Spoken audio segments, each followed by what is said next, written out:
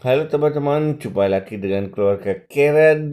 Oke, pada video kali ini kita akan membahas kenapa sih saat ini banyak sekali teman-teman itu ingin menjadi YouTubers dan membuat video di YouTube, teman-teman ya. Jadi itu pembahasan yang sangat dasar sekali dan memang kita lihat fenomenanya semakin banyak teman-teman kita yang berlomba-lomba ingin menjadi YouTubers, teman-teman ya. Jadi kita akan bahas secara fundamental aja kenapa hal ini terjadi, ya kan. Dan namun yang paling penting pada video kali ini kakak ingin mengingatkan bahwa eh, kenapa apa yang harus dilakukan sebagai seorang YouTubers, teman-teman ya. Ini yang penting ya. Oke, sebelum kita lanjut video ini, jangan lupa untuk subscribe channel ini, klik tombol like dan aktifkan lonceng notifikasinya apabila kalian ingin mendapatkan update terbaru dari keluarga Karen. Oke, jadi pertanyaannya sangat mudah, teman-teman ya. Kenapa sih saat ini banyak sekali teman-teman kita ingin menjadi YouTubers dan memilih YouTube sebagai platform yang dipilih dia menjadi YouTubers ya? Oke, jawabannya tentunya gampang sekali ya. Mungkin semua jawaban sama dari kita, mayoritas hanya satu, teman-teman ya. Jadi kenapa kita ingin sukses menjadi YouTubers? Karena kita merasa bahwa kita melihat bahwa dengan menjadi YouTubers kita akan ingin mendapatkan penghasilan yang besar ya. Oke.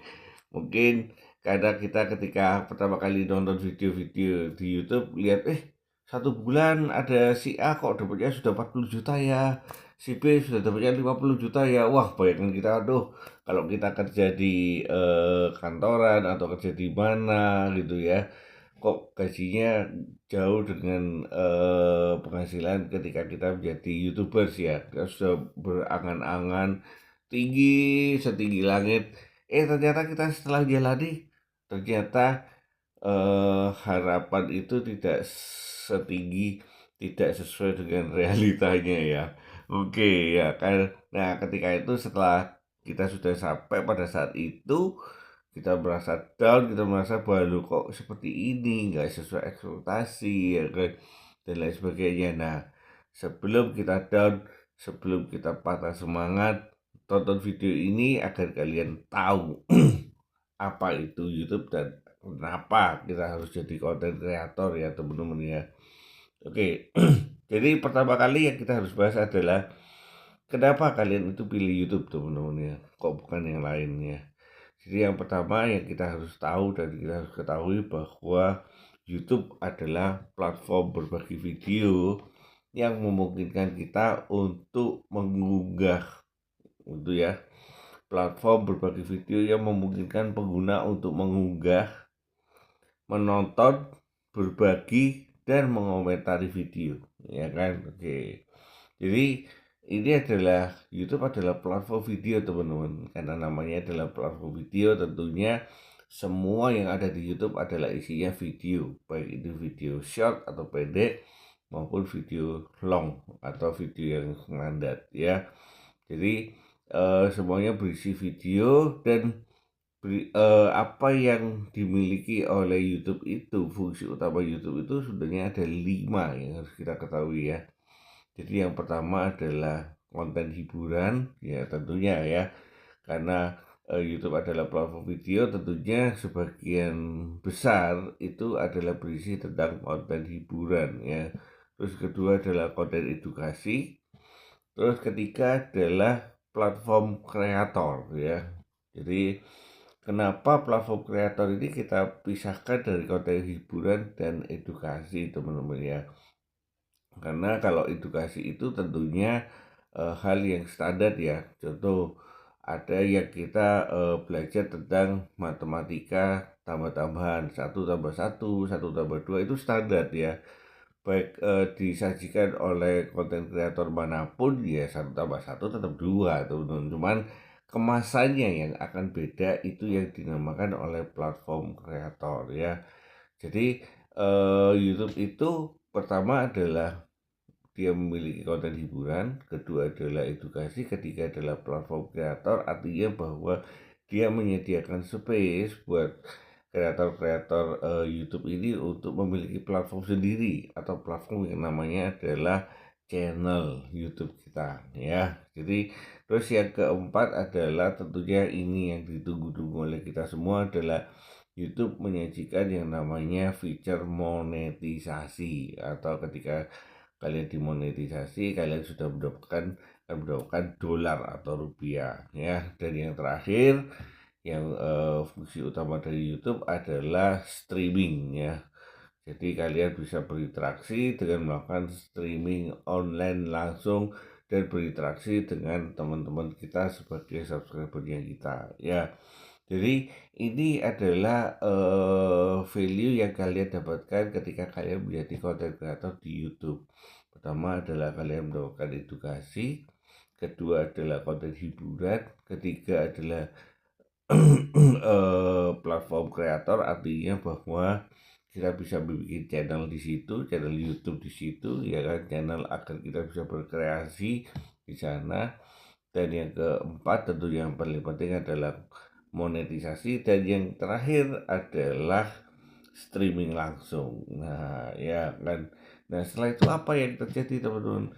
Karena kita diberikan platform kreator ini, maka kita ketika kita ingin mencari rupiah di YouTube, kita bisa membuat channel sendiri di sana, teman-teman ya.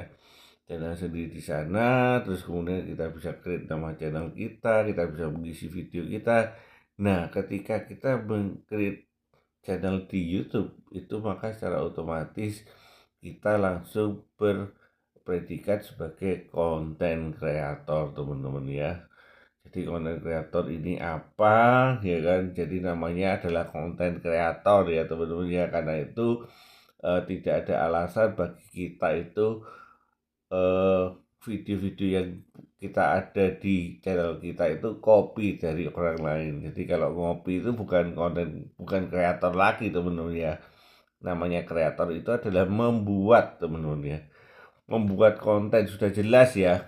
Dari awal kita sudah jelas bahwa ketika kita terjun di YouTube, kita itu sebagai konten kreator teman-teman ya. Jadi apabila kita merasa bahwa saya copy dari video yang lain terus kok kenapa di tegur sama YouTube, ya jelas karena apa? Karena kita itu dasarnya sudah tahu, harus tahu dulu kita ini konten kreator teman-teman ya. Artinya bahwa kita itu harus membuat konten ya.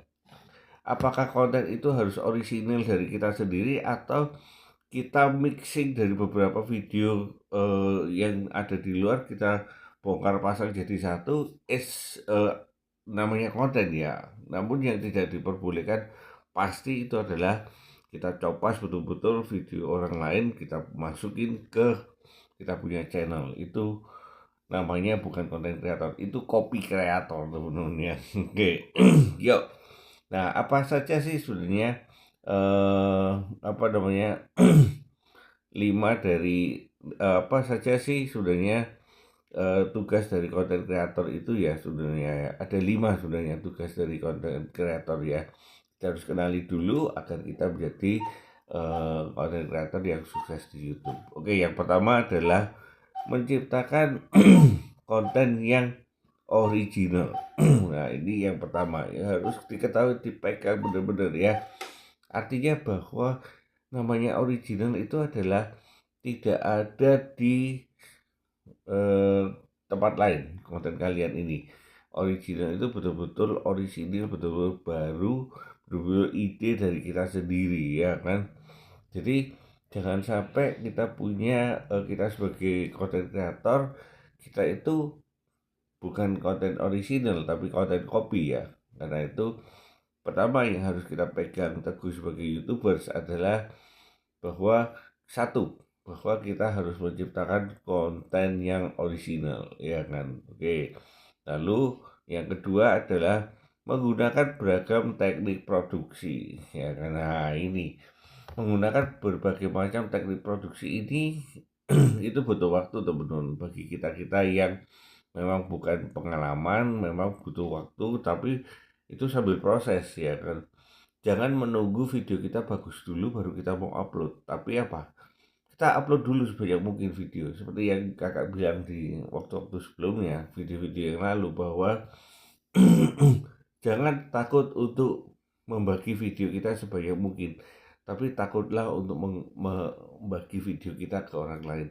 Karena sebagai seorang YouTubers itu kita harus yang pertama adalah, yang penting konten kita itu orisinal teman-teman ya. Orisinal, tapi kalau produksinya itu masih carut marut, artinya masih tambal sulam dan kurang bagus, itu hal yang wajar sebagai YouTuber semula. Itu kita akan benahi sambil berjalannya dengan waktu. Jadi yang penting, yang kedua adalah menggunakan beragam teknik produksi ini, maksudnya adalah kita bisa menggunakan berbagai macam metode agar video kita ini bagus teman-teman ya. Oke. Yang ketiga adalah jangan lupa untuk berinteraksi dengan teman-teman yang lain. Nah, ini yang penting ya.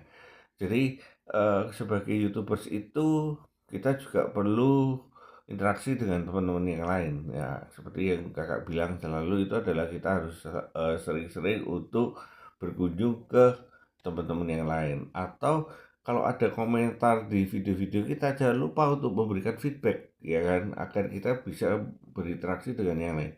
Dengan adanya interaksi ini, maka channel kita itu akan semakin berkembang teman-teman. Karena apa? Orang akan suka ketika dia datang, dia komen, kita tanggapi komentar, istilahnya ada respon yang kita balas ke mereka ya.